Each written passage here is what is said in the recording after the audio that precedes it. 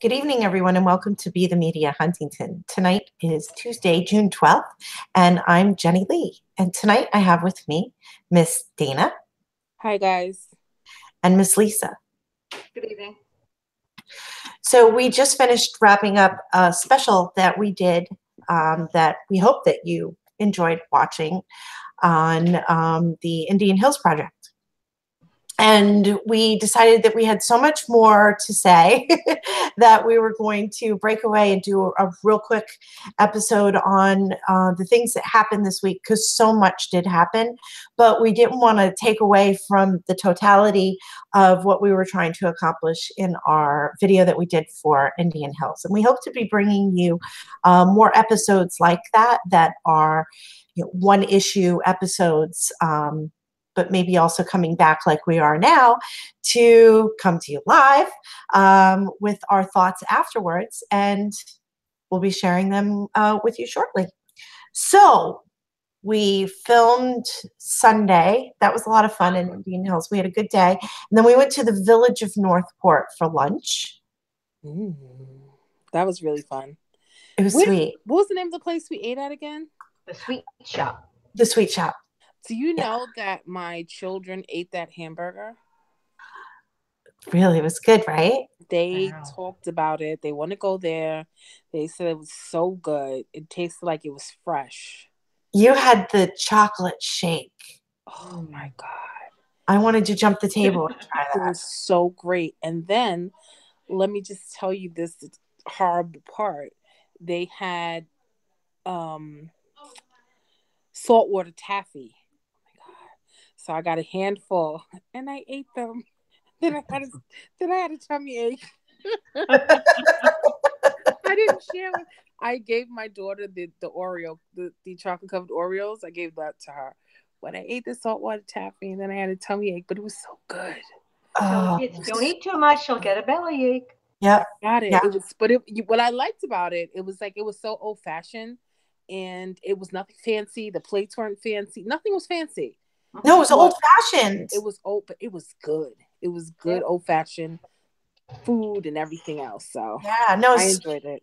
Great story that's written on the back of the menu, and I think the floors were original. They were a Greek family that immigrated here, and it was great. It really, I think we wanted to go to Tim's Shipwreck. Yeah, but we wanted to take you there, but they were packed as always. Jam-packed, jam-packed. Yeah.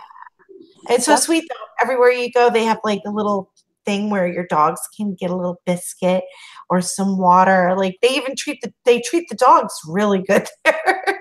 It's good though. It was but it was like another little part of town. It was like another part of the world. It was really good. It was really like intimate. And what was the thing we saw? Like I don't want to call it cobblestone roads, but the roads were not the same because they with the trolley. The trolley. Yes, the trolley. Yes. That was cool too to see that. Yeah. That was really cool. My girlfriend docks her, I call her my wing woman. She docks her boat over there it's right by Seymour's Boatyard. And we share a lot of their stuff from their Facebook page to give you a view of Northport Harbor. Sometimes when you see us sharing stuff on the Huntington View, that's one of our favorite pages that we share from as well as Seymour's Boat Dockyard. Cool. I think everybody should get a chance to go over there. It was really nice. A lot of interesting things. So, Village Connection. Are you guys familiar with the Village Connection? No, what is that? Village Connection is they're a magazine, but now they've started doing like what we're doing on Facebook, but they have a studio, so they're like eons ahead of us in regards to that. But they have the funding too, because they've been in operation for a while. So, but they have a studio, and shoot, I might as well just bring it in. Didn't I put this on our special page that we have? Yes. Yes. Is that the one about the LIPA? Yes. Yeah. I didn't know that was the name. Oh yeah. 27 minutes in.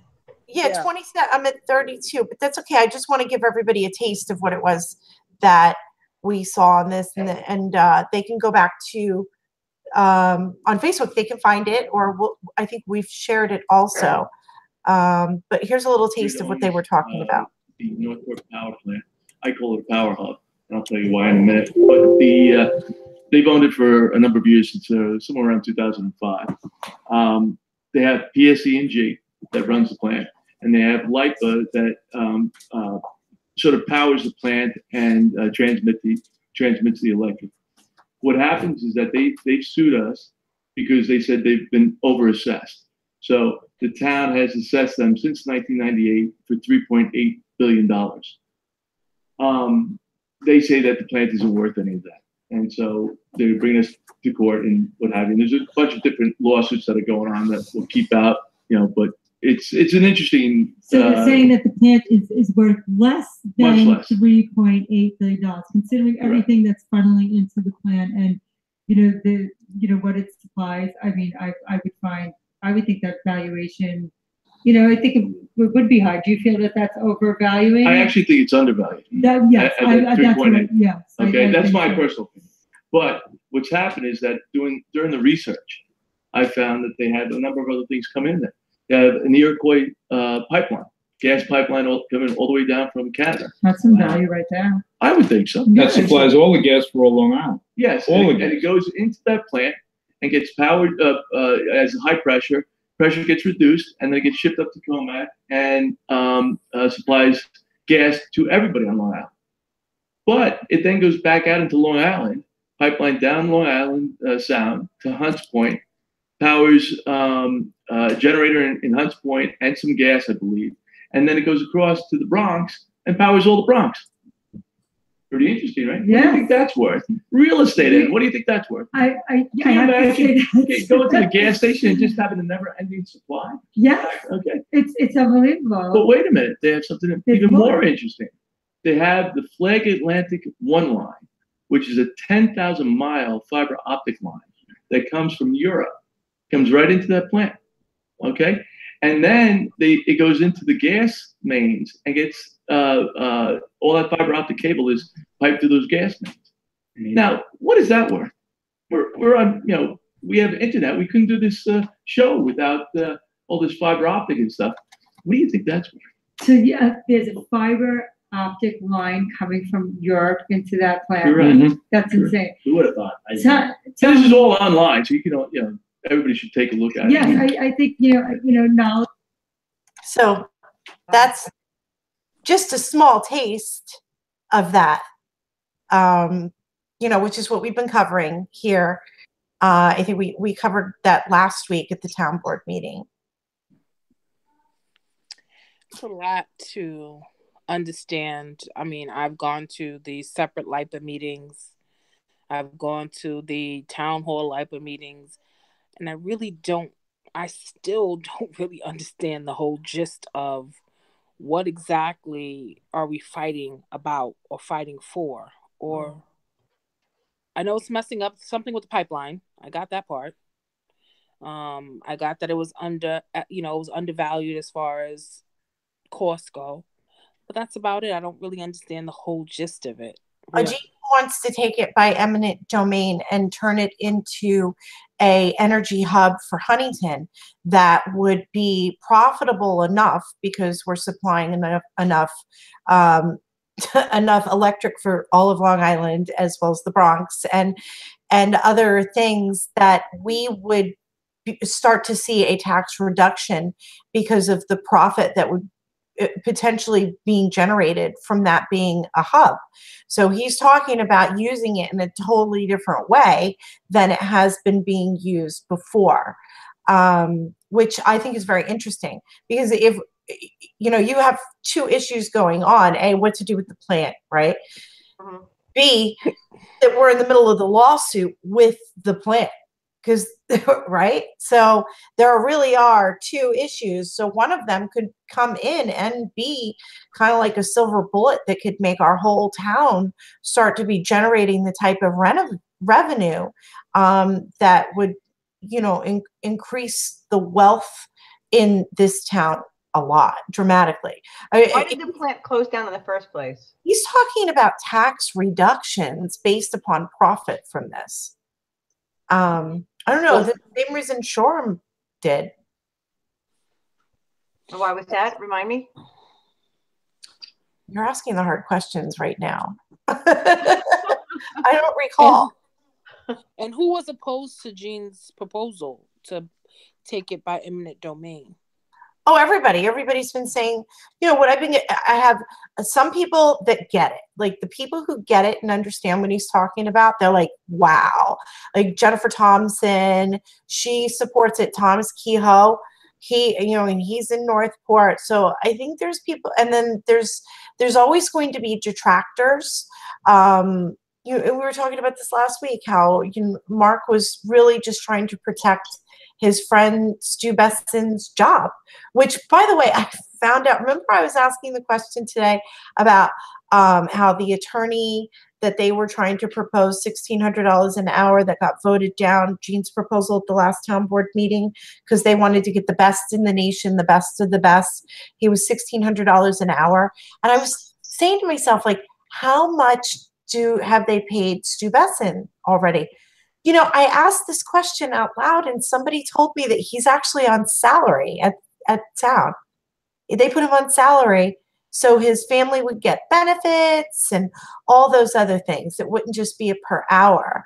And so it makes sense that he needs to drag this out to the 6, 7, 8, 9, 10-year point, because it's job security for him. And we're talking about bringing in the best in the nation, and we don't even have the best in Huntington on it right now. We just have somebody's best friend. Well, that's honestly, I mean, we're laughing, but that's our fault. That's the reality. It's our fault as citizens. Mm-hmm. We should have demanded that he be removed. I mean, if he's on salary and we're paying for him, for those of us, which include you, Jenny, myself, and Lisa, if you own a home, we are paying their salary. So it is our fault as a community for not demanding either the results that we need or something showing that we're moving forward, or his removal. Right. So we can't always blame if that was his best friend and his best friend did whatever he needed to do to keep him on, it was our duty and our job as citizens to have him removed. It doesn't take 6 years to figure out you don't know what you're doing. Whew, 6 years. Especially in the court of law. I'm sorry, it just does not take 6 years for that. Unless it's a delay tactic to intentionally try to wear out the other side, like we've seen in cases like with myself, where they drag, my federal lawsuit is still active, where they drag it out hoping that the other person either just gives up or they run out of money. So you do see that as well, the time delays. But in this case, it's the town of Huntington with endless money as far as they're concerned. This isn't their money out of their own pocket. It's fully funded by the taxpayers against LIPA, who has such deep pockets, very deep pockets. But even if it is a trial that is being delayed just to milk people's pockets, with all the attorneys, whether they be litigation attorneys, whether they'll be real estate attorneys, whatever their specialty is, it does not take a rocket science to know, especially if you're an attorney, especially if you studied law, when a case is being drawn out. So again, we need to hold our politicians and our town attorneys, not the new one because he's brand new, but the previous one, accountable, because they know what's going on. If you allow him to drag it off, then it's your fault. If we don't hold you to the fire and bring it to your attention, then it's our fault. So now if we bring it to your attention, it's still nothing that you've done, and you still get reelected, then it's again back on us. Doesn't the town have a liaison who oversees all that?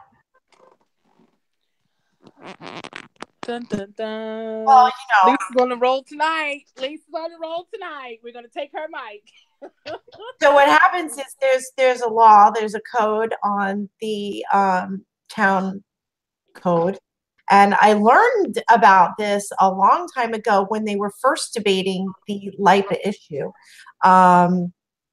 And her name was Marie Rendelay. I can't believe I just pulled that name out of a hat.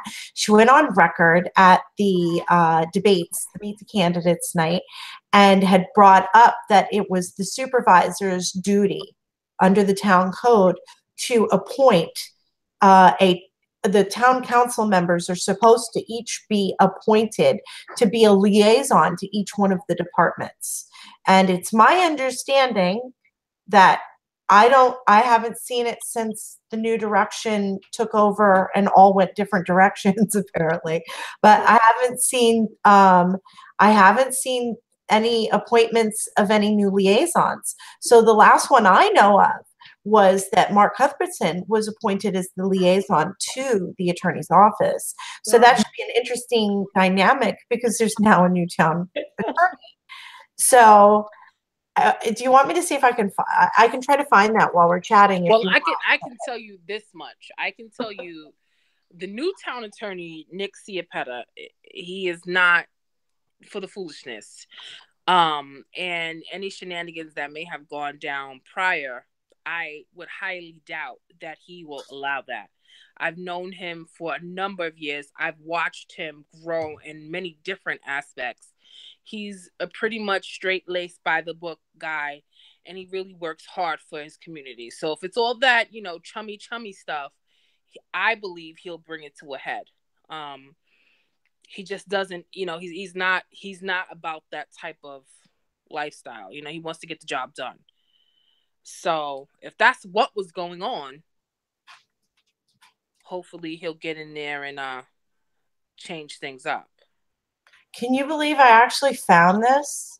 It's code 29-4. Wow. I can't even believe I found it. Hold on. We got to put this one on the record. What does it say? Hold on. It speaks for itself, actually. I love these old videos. And I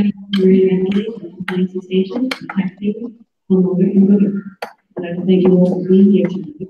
And my question is related to the town board and the county survey council and the supervisor and related to the taxes and finances. Can you tell me what a liaison, who's got a liaison position appointed to that by the supervisor, which is mandatory under the code of ethics? Mandatory under the code of ethics. Who has he appointed? What written reports have you made and recommendations to the supervisor as that liaison? Because at the time there were open positions. Who is the liaison? Who's the liaison? The liaison position appointed to this department. This department. And whose what reports have you seen? And that's being directed to the county clerk. Okay, so He looks confused. well, yeah, he is, yeah. So I'm gonna let him answer the question, but it's legally required under the town ethics 29-4 that the supervisor appoints to each department a liaison, which would be an elected town council person. So each town council person is supposed to be appointed by the sitting supervisor. So somebody on town council has to be appointed to general services, and they are to be the person who goes back and forth and reports to the supervisor, and it's supposed to be done in the form of a written report. So she's basically asking, who have you appointed to these positions and where's the written documentation? Okay. So let me go back. I'm going to let him in. I can't believe I remembered this tonight. That's crazy because we were talking about it today.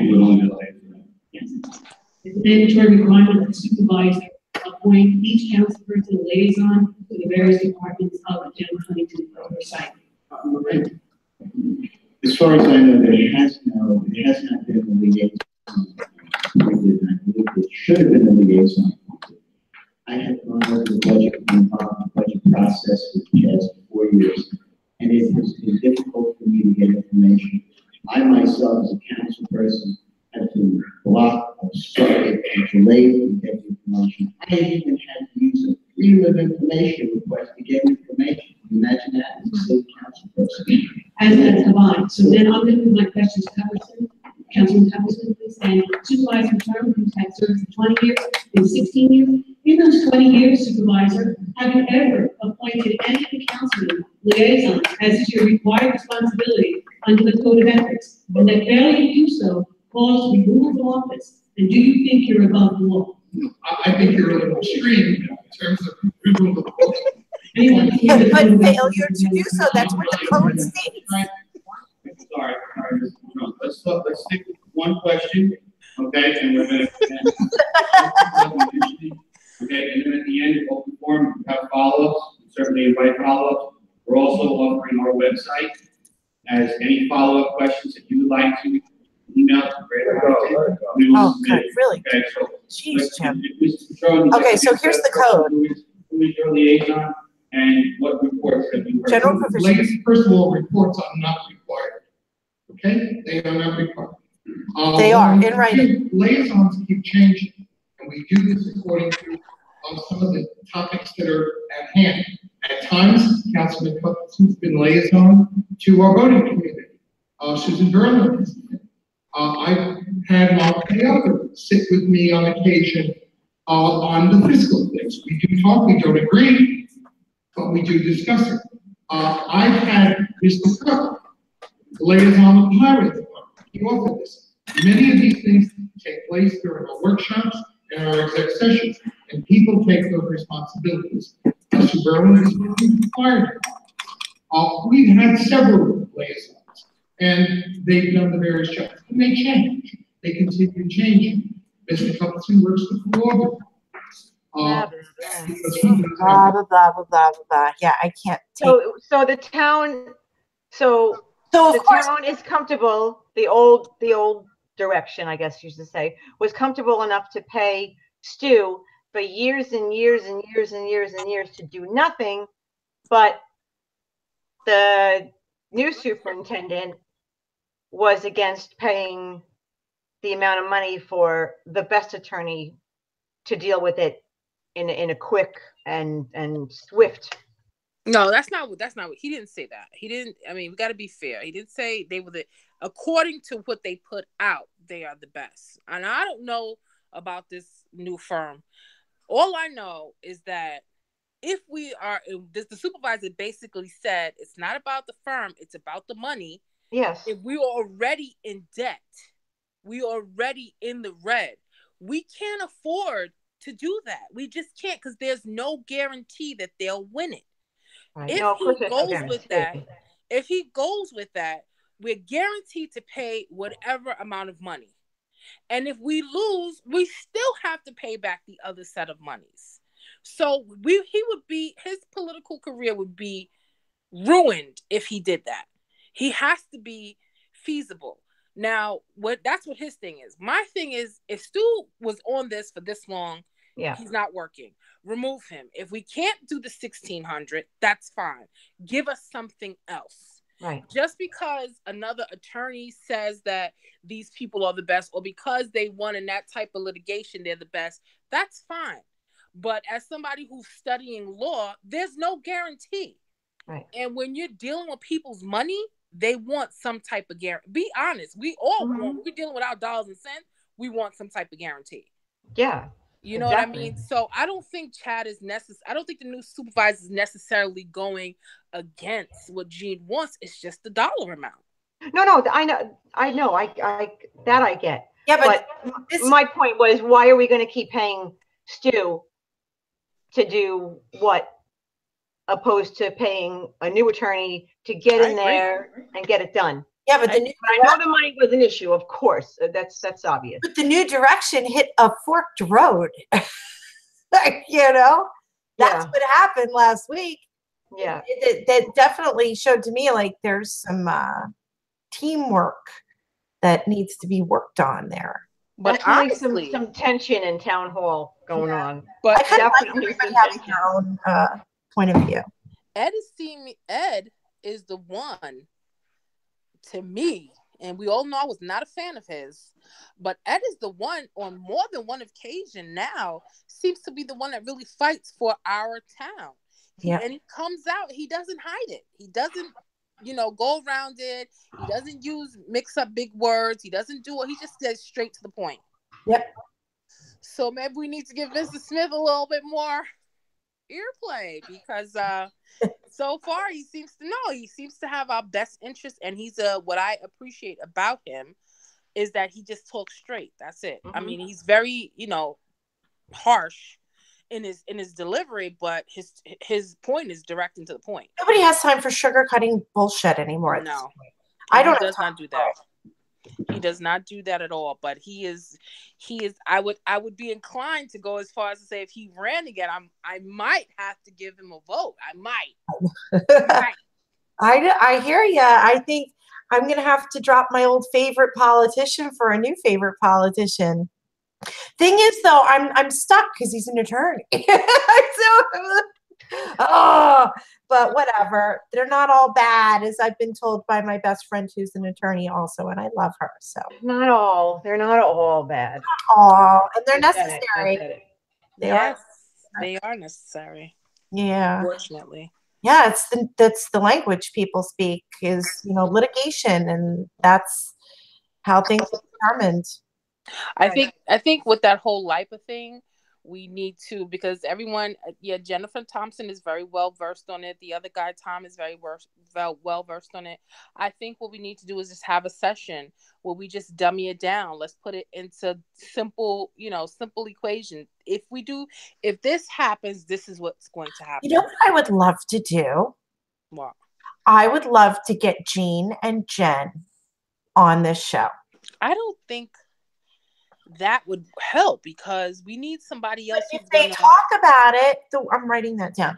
If they talk about it, and because I always say that they're both so clear about explaining. Well, Jen I fell in love with Jen during the election that she lost. Right. Because how she was able to so clearly explain the LIPA issue to everybody.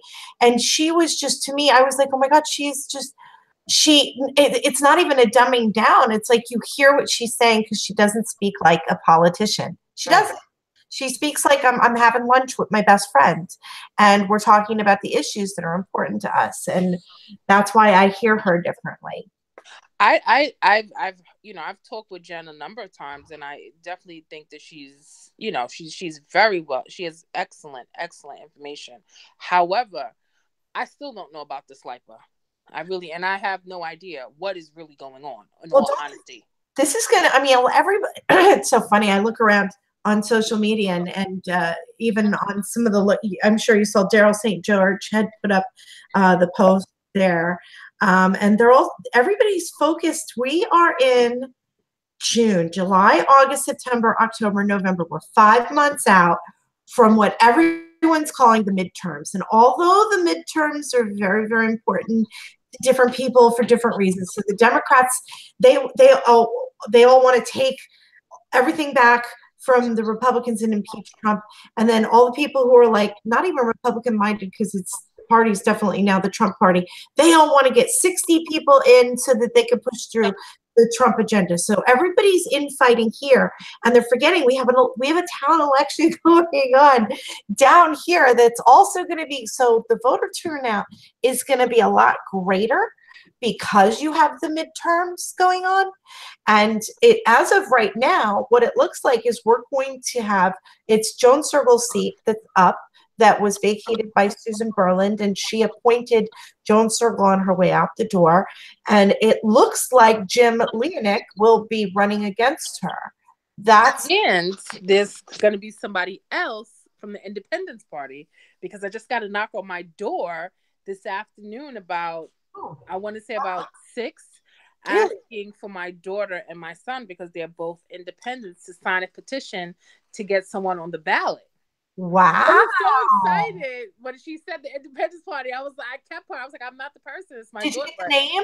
Who is it? I did not get the name. Oh, who was it? I was so excited just to hear that the Independence Party was doing something. But she said she's going to come back on Saturday because that doesn't work. Yeah, it was a she. Oh, you have to take a picture of the petition so that you know. Yeah, I was so excited because I haven't heard anything about the Independence Party. So she said she's going to come back on Saturday and speak to my daughter. Independence Party. I mean, I was excited. Heck, I didn't even hear anything. They only need 108 signatures to get on the ballot. Then if they get the backing from, we don't know whether it's Democrat or Republican leaning, and then boom, you've got, and you don't know, maybe they're getting on the Independence Party ticket to take that Independence Party line away from one or the other. Okay. They play this game. They do play this game. They do. Party of one. Party of one. Party of one. Our first episode. It was our first. It's our most viewed on YouTube. It's how it works. That's just how that's how it's done. Unfortunately, they play the game. That's the rules of the game. That is. Yeah. So we gotta either learn how to beat them, or at least learn how to give them a good run for their money, or do what we're doing and tell everybody how they're playing the game. Exactly. Yeah. And why it is a game. So maybe they can figure out who they can get who wants to actually. This is not a job I would want to do. I would never want to sit at twice a month now to listen to every single grievance, and the meetings now are they're getting extensive, and they're twice as often. You would think we'd have to. I think in the beginning we had. Remember, it was like a 15. If you didn't show up on time, you missed the town board meeting. They were one and done, and in and out and done. Villa Dome, no, we're going to be here for hours now, even though that deal is off the table. And we don't adhere to the bell. Nope. 3 minutes. 3 minutes means 3 minutes. Yep. I'm not saying if somebody's mid-sentence, you don't allow them to finish up to 30 seconds because you want to be decent. But I'm not going to let you go over for minutes over. One time on if you go back to the last board meeting between when they were talking about Stu and all these people and who's best friends with who, that was a 9-minute stretch. 9 minutes. You know what I want to do? Let's go to the next town board meeting with bullhorns. And every time somebody gets dinged, we go, we'll make it kicked out. We're gonna get kicked out. They're gonna be like, so what? No, they can't kick us out. That is freedom of speech. I was well versed on that today. Thank you. That's right. They can't kick me out for that. You and Lisa want to put us in jail. Why? But they really, they used to talk about Frank and how he was just so rude. But guess what? You didn't go overtime with him. Well, no, people did, and there was still back and forth. He definitely ran a tight ship, right? But he was not drama free. If anything, he willingly would go back and forth. Yeah. No. But if he wanted to cut you off, he was done. Yeah, that was it. You're not saying anything else. Thank you. Goodbye. Sorry, you're not speaking on the record. Yeah, so it's like, I don't know, but we need to get some order back in that area ASAP. Yep. We need to get on the record.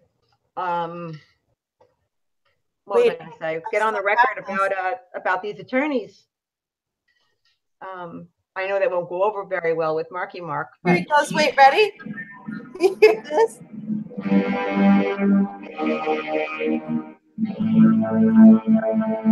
I'm not sitting next to you if you do that. You know who this There's going to be order here. Was that from a commercial? No, that was Patron. I know, but was that from a commercial? I will ask you to leave if you listen. No, he was at a meeting. He goes on.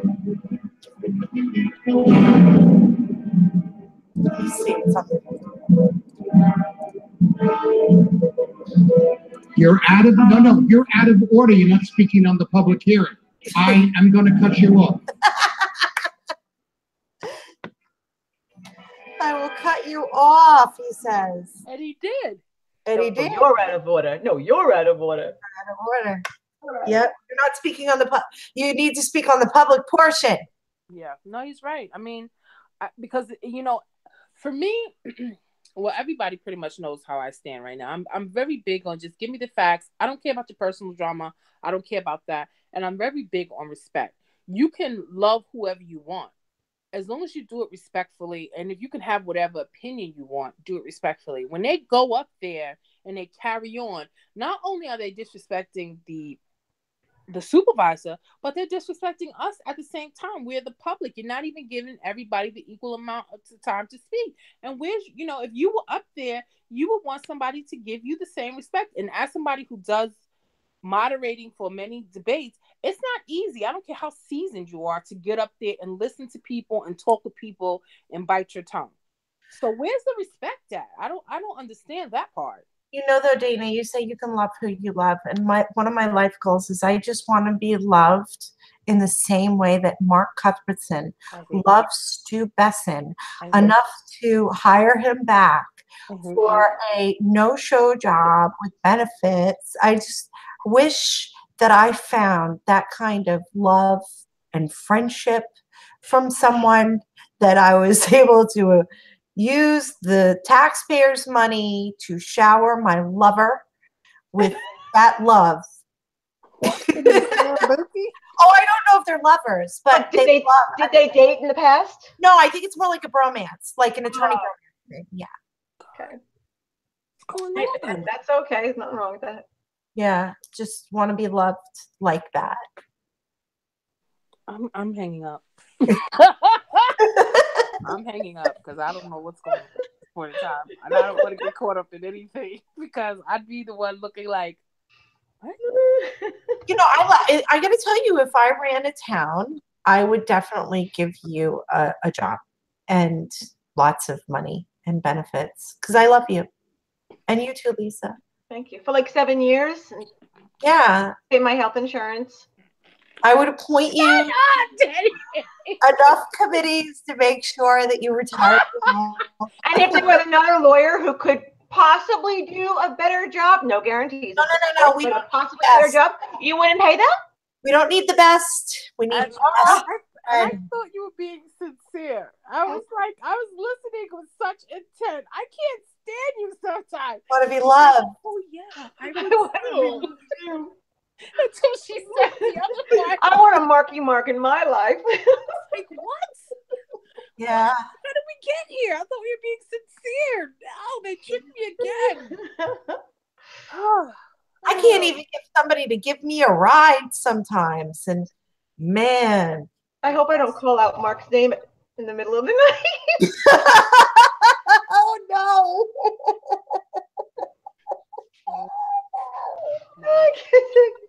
Oh, please don't do that. Oh, that's gross. That's too cumbersome. Let's not go there. So the elections coming up in November should be interesting. It should be really interesting because you've got I would say we're never going to recover from this. Joan is definitely more on the pro-development side with everything and her record that's on record. Except for veterans housing. Oh, well, yeah. Well, and then there's the housing we just couldn't get built, even though we've got grant money for it. So there's that. And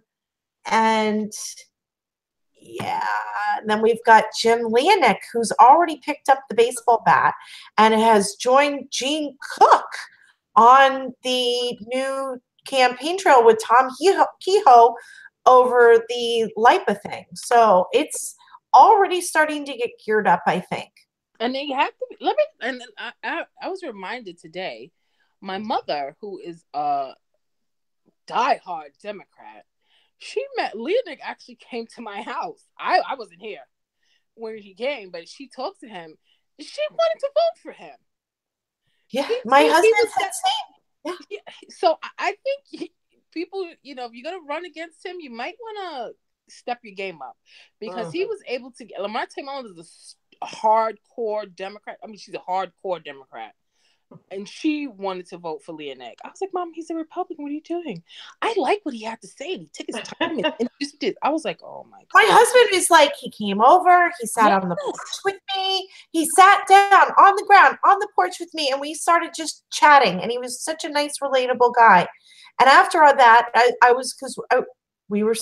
we had started doing the show already about that. And I was really adamant about, I'm just not going to vote for an attorney. I'm not voting for an attorney. I'm not voting for an attorney.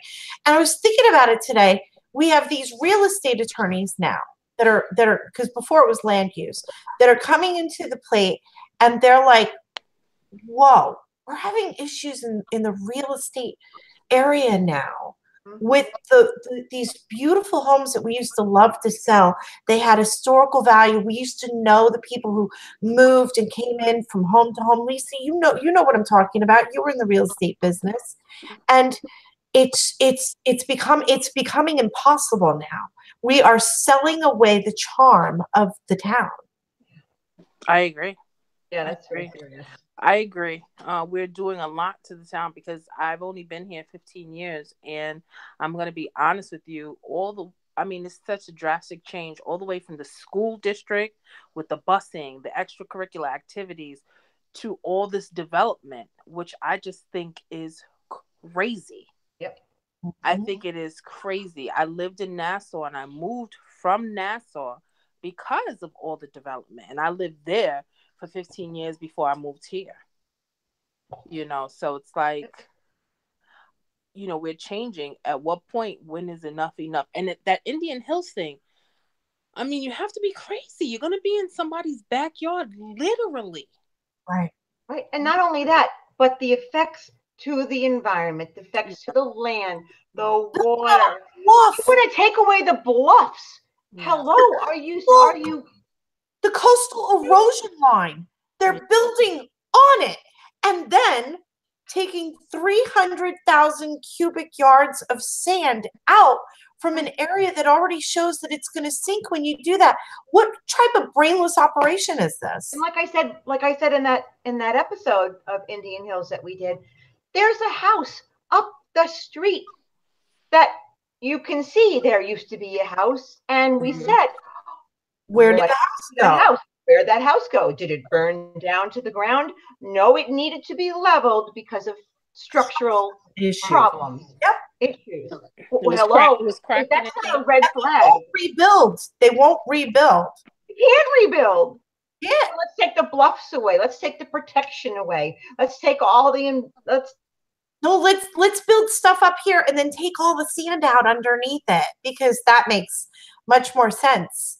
Well, what's going to happen is, if that goes through, I feel like the same thing with Avalon in Westbury. They made these things in Westbury, the Avalon in Westbury, and they built it up so fast. And then they had to take everybody out because it was stuff that everybody had to be relocated. The Avalon in Garden City went on fire. So yeah, yes, you remember that? And then there was another one right after that went on fire in Jersey. Yeah, we followed this Avalon here. I remember that. Built the same way. It was built to burn. It's all. Oh God, do you remember? Oh, quickly before we go, one of the buildings. I did this as a private video. This is another one for just you guys. Remember? I was like, where am I? I was in the middle of town, off Wall Street. Let me see how quickly I can find this one. And here it is. It's right here. This is really, really short. And it makes you wonder, like, okay, who's minding the roost here and double checking on these as they're being built, right? Yeah, those liaisons. The building that they're putting over there. Do you guys see the structure at the top? I don't know what that is. Yeah, across from Starbucks. They're going way by above Christopher's. This is Christopher's. Much higher than it's supposed to be. Yeah, look how tall it is. It's taller than the newer building. Is anybody from town checking to make sure that they're within code? But not only that, do you see what else? This is all metal and brick. I don't know what this structure is here, but it's all metal, steel, and brick. Unlike what we saw with Avalon, which I'm going to show you the difference between, and not only that, but the one, let me see if I can go to Say No. The one that, where were we that we saw? Across from Bacito is also all wood. You remember that? Yes, yes. All right. And wasn't the one in Albert's Mandarin, wasn't that all wood too? Yeah, I think we watched that one go up too. I know this is a different. So look at this. Completely look at this. This is Avalon. Okay, wow. Well, that looks like what I just saw today. I was driving that's pressure board road, driving east down Pulaski Road, on the corner of Lake Avenue, where the old potato farms used to be, where they're just building those astronomical, houses over there. I think they're just houses. I'm not really sure, but I saw a couple of frames today, and it looked like just some wood covered in pressboard. That's literally what I saw. If you drive on Pulaski Road going east on Lake, you clearly see the difference. steel A and wood the frame and press board. I'm like, okay, I don't know much about building houses, but holy crap. Oh, there's my also goodness. no steel in between them. So if one portion of the building so if I'm living next to a neighbor who smokes or whatever, and they have a fire, right? There's usually metal dividers in between everything that prevent that from being an issue. But similar with Avalon, that didn't happen either. See, it was all wood. There's no steel breakers. So if one guy has a fire in one of these, the whole thing is going to go out. Yep. That is absolutely correct.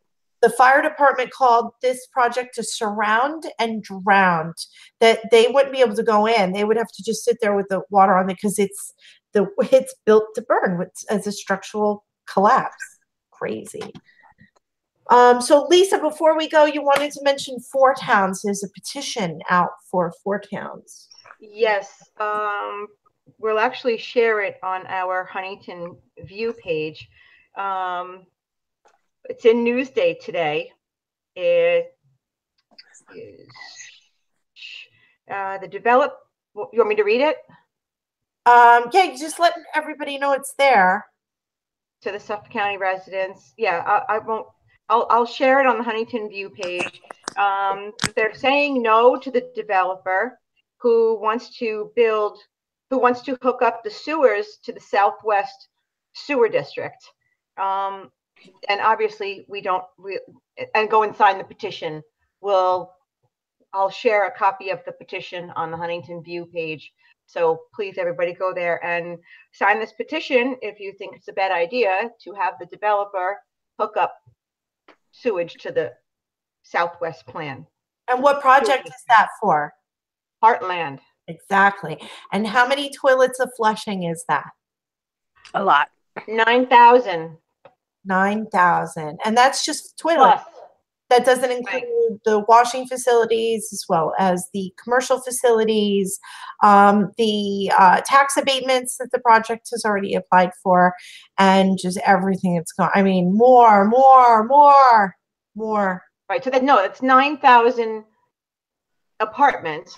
If God forbid all is said and done, that's just 9,000 toilets for 9,000 apartments. That doesn't include the 1 million square footage in office or retail and or the other, and then 500,000 square footage for the retail and or the laundry, increased dry cleaner use, which leads to the water being it's just so much stuff. All those cars.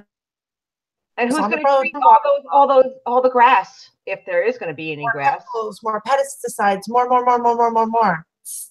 It's nonstop. Otherwise, we would be out of a job at this point. Well, oh my goodness, we are at our hour point. Yes. So do either of you have any final thoughts? No, I'm good right now. You're good. Okay. All right. So we're going to wrap it up, and we will see everyone next Tuesday, and we hope everyone enjoyed tonight's Huntington View. Have a good evening, everyone. Bye, guys. Bye-bye.